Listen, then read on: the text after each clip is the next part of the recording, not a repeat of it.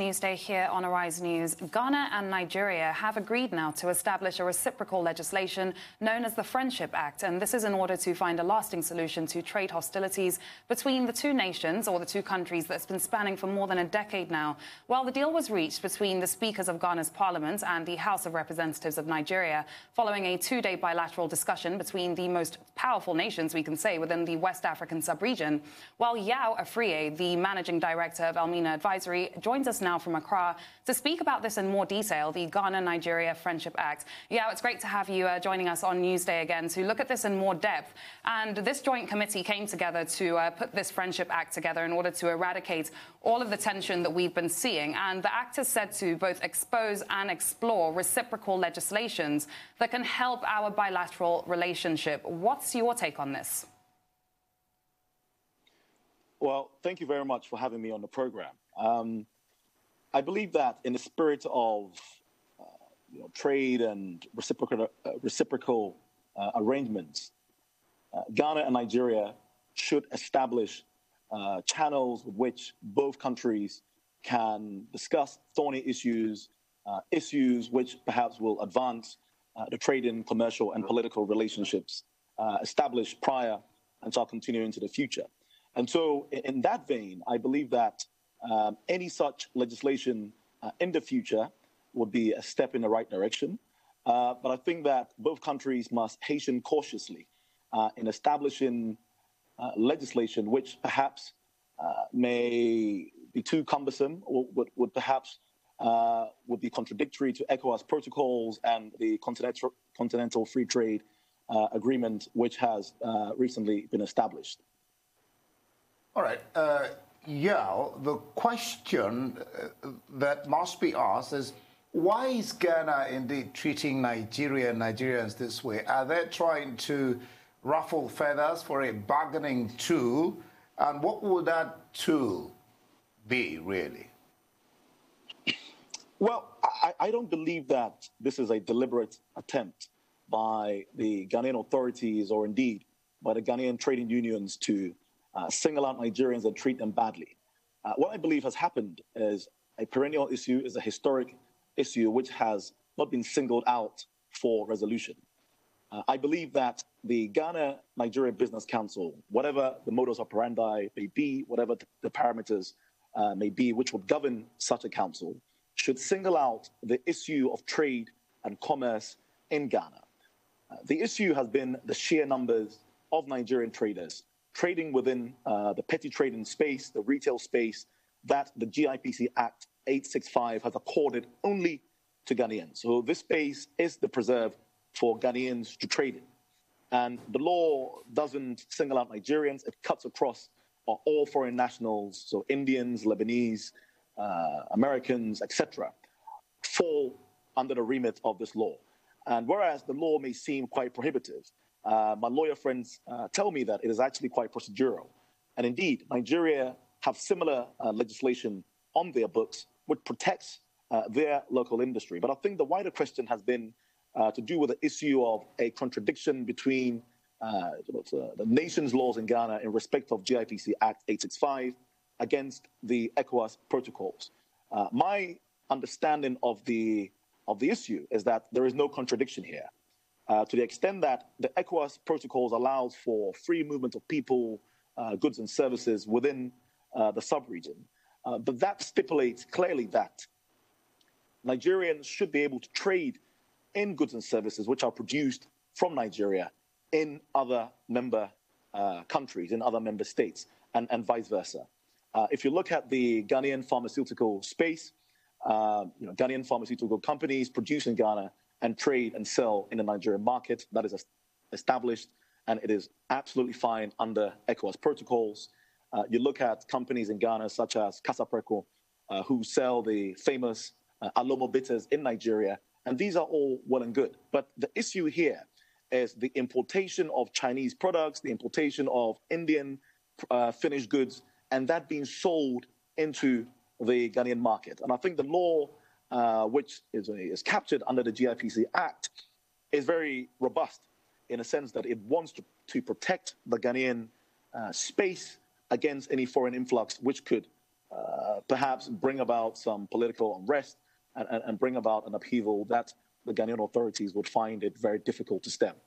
All right, yeah. Let me just point towards the fact that you said that there are probably similar legislations here in Nigeria, but as far as I know, enforcement of some of these legislations, especially in terms of petty trade, is not being enforced. Because this is what we're actually hinging on right now, the enforcement of some of these legislations that might actually stifle not just Ghanaians or probably Lebanese or South Africans trading in Nigeria, but generally human welfare. Because you look at it, petty trade should be open to everyone. And in Nigeria, petty trade is literally open to everyone. It's a very, I agree with your premise. But the difficulty here is, let's look at the size of Nigeria. I don't want to discuss, the size of the country vis-a-vis in relation to Ghana, etc. What I think that we should focus on is that, these are laws that have been established under, a national statute.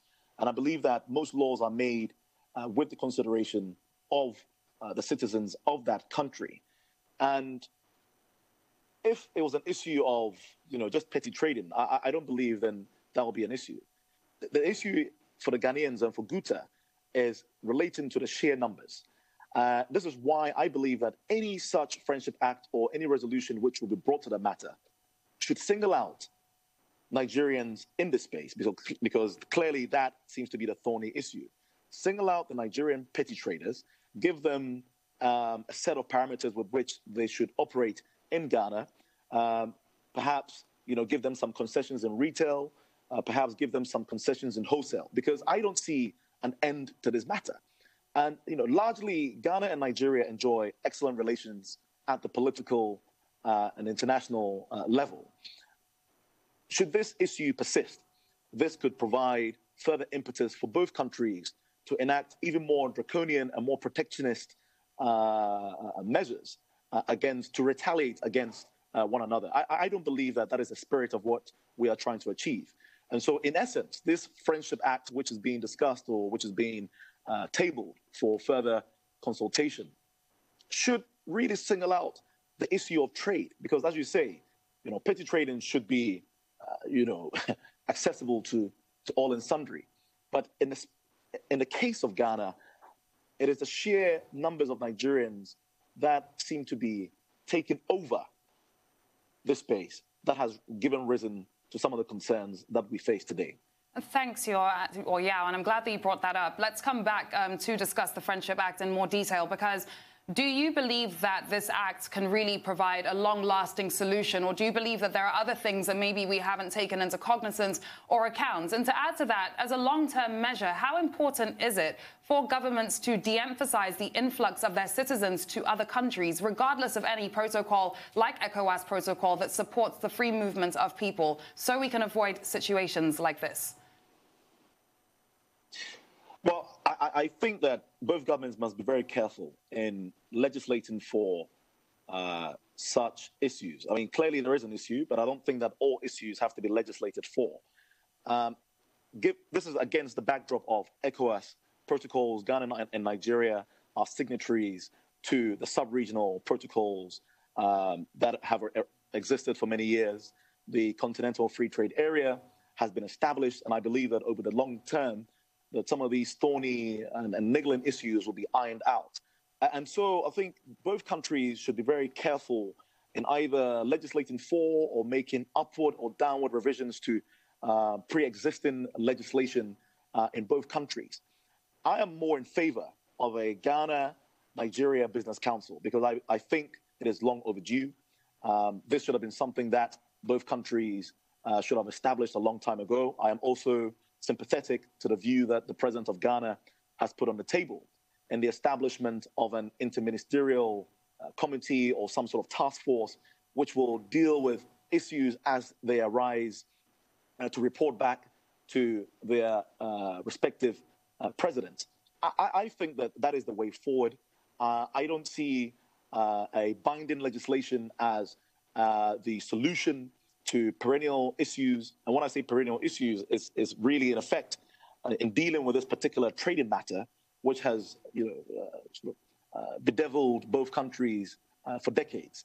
And so I would opt for the much more diplomatic and negotiations path, as opposed to a firm and binding act, which both countries may find it difficult to wriggle around, depending on the circumstances. And to add, I think that if Ghana and Nigeria was to go around the continent, or for that matter, globally, establishing friendship acts with countries because of singular issues, I think it may provide some confusion as to how best to resolve matters, and singular matters at that, at the regional, global level. All right, yeah, why I asked you the question I asked you initially is that there's been talk that, of course, because of the COVID pandemic, the borders of Nigeria were closed, and it somehow affected Ghana. That was why I asked you that question. Maybe you'll add this to it. Now, to what extent do you think this crisis has affected the relationship of both countries? In other words, how much damage has this wrought, on both countries' relationship? And of course, the meeting between the Ghanaian president and the Nigerian president, how far can this go? Sorry, I think if I understand you correctly, is the question situated within the COVID the border environment? Yeah, the border Nigeria closed its border, and there were talks that it affected Ghana so badly they didn't like that. And then the subsequent questions I asked, I'm sure you got those. Indy, if I can add to that as well, recall last year, Nigeria also closing its borders in 2019. We also hear that this could also be reciprocity for that, the $1 million levy that the Ghanaian authorities were telling Nigerians to pay for business. Well, just to provide some context, so this law was established in 1994, putting a $300,000 sort of threshold in terms of external parties, foreign nationals complying in the retail space. It was subsequently amended in 2013, I believe. Now, this law precedes any border closure that Nigeria did recently. And of course, I think the border closure exacerbated matters. It brought the Ghanaian authorities and the union's attention to the fact that Nigeria can take unilateral action at any given time on such sort of complex trading matters. And I think the Ghanaian authorities were cognizant of that. But to situate your question clearly, this law has been in place since 2013, and the $1 million threshold has been there on the statutes, since then. And so I don't see a direct correlation between the border closure. All right, let me just drop this. We don't have all the time. Do you think the 1 million, this is just briefly, the 1 million will go off the table? Just briefly. The $1 million. I think it's possible. I think the 1 million could go off the table, yes. All right, thank you so much. Okay. All right, let me see if I can just throw this one in. Okay, we're out of time. I want to say many thanks to you. Yao Afrima, talking about the business consultant there in Ghana, giving us an insight into Ghana-Nigeria relationships.